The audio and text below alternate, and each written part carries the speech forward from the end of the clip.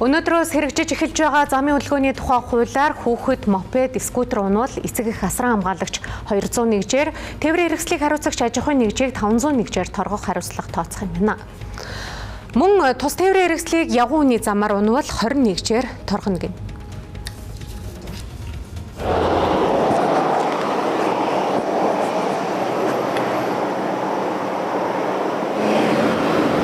Тэр хуулийн цэцэрлэгтээ ер нь танил жанжсан уу? Таньжааг байгаа.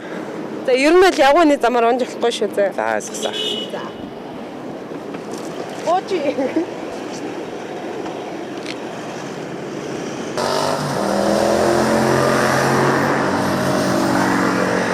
За нэмэлтээр иргэд жолоос туртаа зөвлөж хэлэхэд нэг юм буруу ойлголт байгаа даа. За уг тээврийн хэрэгслийг явган үний замаар унахгүй. Гэхдээ ундаг дугуйн зам игнэ байгаа тохиолдолд ундаг дугуйн зам игнэгээр унана. Хэрвээ ундаг дугуйн зам игнэ байхгүй тохиолдолд зорчих хэсгийн амгийн баруун гартлын игнэ хөвөө хэсгээр унж хэрэглэнэ. Хоёрдугаарт сүлжин явах үед юм уу ямар нэгэн байдлаар замын голоор тусгаарлах зураас дагаж явах ийм зүйл бол байхгүй гэсэн үг. Тэрэгтэй хад мэдээж хэцүүлтэй. Тэгтэл ер нь эвгүй жоохон дэмэн штэ.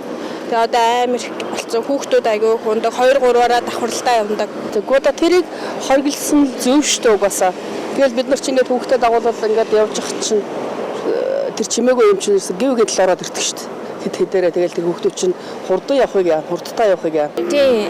Дугуйн бол яг хаа дугуйны замтай явах зүрхэн яа гэж хахад скутер мопед бол яаж л бүр амар нөгөө хүчтэй явдаг хүмүүс айгүйх байж штэ. Тэр нь бас амар төвхтэй.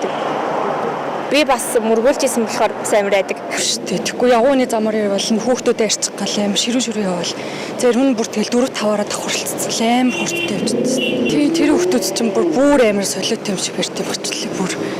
Тулгцсан л явж тийм л. Улсын хэмжээнд 2025 онд эдгээр тээврийн хэрэгцээлтэй холбоотой 23 осол бүртгэгдснээс 7 скутер 16 сурааны осол гарчээ. Энэ нь өмнөх онтой харьцуулахад өссөн үзүүлэлттэй байгаа юм. Мопед скутерийн зориултын замгийн улмаас иргэд явган зам болон автозамаар зөрчдөг. Гэвч олуулаа сундлах хурд хэтрүүлэн дахих хамгаалтын хувьд хэрэглэхгүй замын хөдөлгөөнд оролцох нь нэлбэг. Үүний улмаас явган зорчигчдыг дайрч хэмтээх эсвэл машинд мөргүүлэх зэрэг эрсдэл өндөр байдаг байна.